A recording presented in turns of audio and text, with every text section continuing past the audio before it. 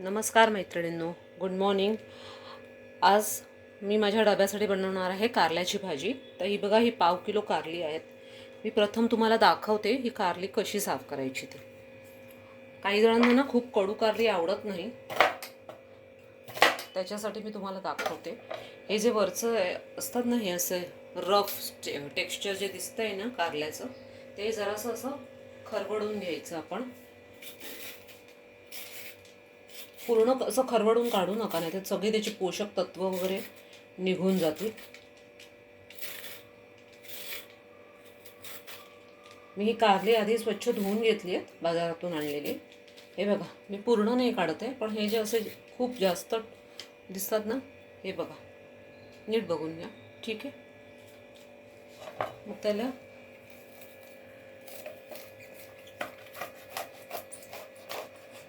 उभं असं कापायचं मधून.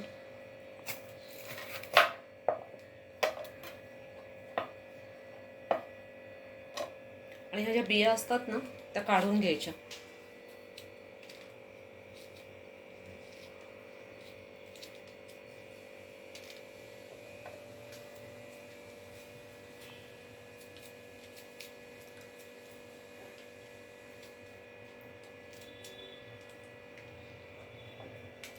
परत ह्याचे असे दोन करून घ्यायचे.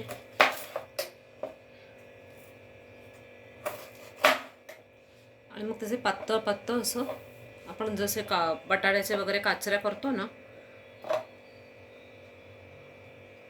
तसं करून घ्यायचं. हे बघा, एवढे पातळ. हे बघा मैत्रिणींनो, आता मी जे पाव किलो कारलं घेतलं होतं ते आता माझं पूर्ण कापून झालं आहे. बघून घ्या जरा तुम्ही. हे बघा, एवढं कापलं आहे. अगदी पातळ कापू नका. आता ह्याला आपण काय करायचं आहे, कारलं ना कडू असतं, काही काही जणांना नाही आवडत एकदम जास्त कडू. त्यामुळे आमच्या घरात आम्ही काय करतो, हे मीठ, आता हे मीठ जरा चोळून घ्यायचं ह्याला असं.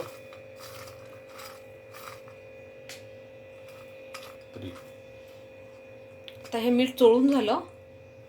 आता हे आपण ठेवूया 15 ते 20 मिनटं. मी साईडला ठेवते, मग मी तुम्हाला दाखवते ह्याचं काय करायचं ते. हे बघा, आता आपले झाले आहेत 15-20 मिनटं. हे बघा, ह्याला पाणी सुटले दिसते तुम्हाला. पाणी सुटले.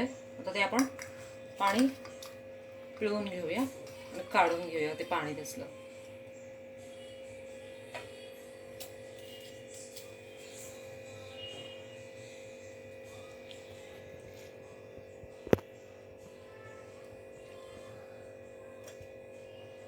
असं करून करून आपण सगळं पाणी काढून थोडं घेऊया.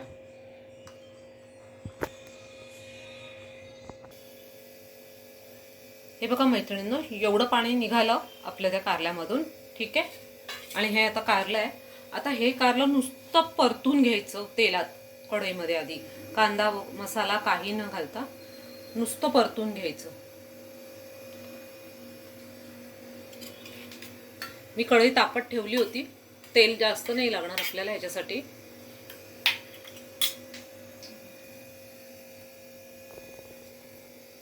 तेल तापलं की आता आपण ह्याच्यात हे घालून परतून घेऊया हे कारलं.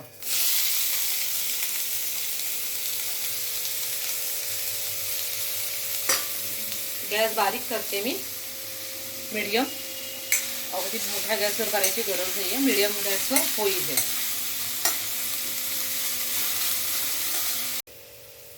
मला थोडं तेल कमी वाटतंय म्हणून मी थोडंसं तेल ॲड केलं. मगाशी खूप मी कमीच तेल टाकलं होतं. 5 मिनटं झाली आहेत आता मला परतून, पण हे अजून परतायला लागेल.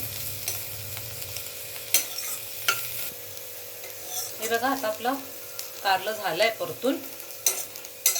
एवढं ठीक आहे. तर हे आपण एका प्लेटमध्ये काढून घेऊया.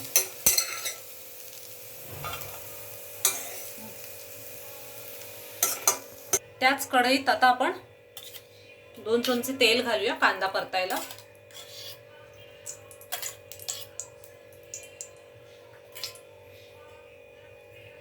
हा बघा, कांदा मी कापून ठेवला होता आधीच. हा 1.5 कांदा आहे, मोठा होता 1.5, त्यामुळे मी 1.5च घेतला. एवढा पास झाला, जास्त कांद्याची नाही गरज आहे. मला फोडणी एकदम सोपी असते. कांदा घालायचा, मीठ, मसाला, हळद घालायची, झाला. कांदा परतून घ्यायचा.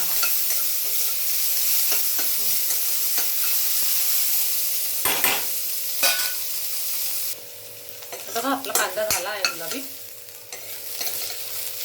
त्याच्यात मगाशी आपण जे भाजले होतं कारलं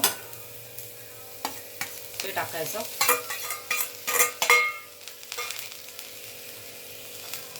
हळद आणि मीठ आहे.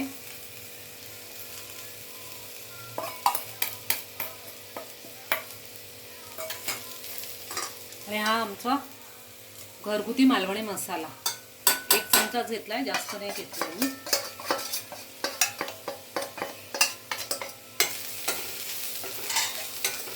चांगलं मिक्स करून घ्यायचं. त्यावर झाकण वगैरे ठेवायची काही गरज नाही आहे. आता एक 5-10 मिनटं मिक्स होऊ द्यायचं. असंच मध्ये मध्ये थोडं परतायला पाहिजे. आता काय तुम्हाला कंटिन्युअस परतायची गरज नाही आहे. बघा मैत्रिणींनो, झाली आता 5 मिनटं. चांगली मिक्स झाली आणि मस्त सुगंध सुटलाय कारल्याच्या भाजीचा. आता यात मी थोडं ओलं पिसलेलं खोबरं टाकते आहे. ते ऑप्शनल आहे, तुम्हाला आवडत असेल तर तुम्ही टाका, नाही टाकलं तरी चालतं.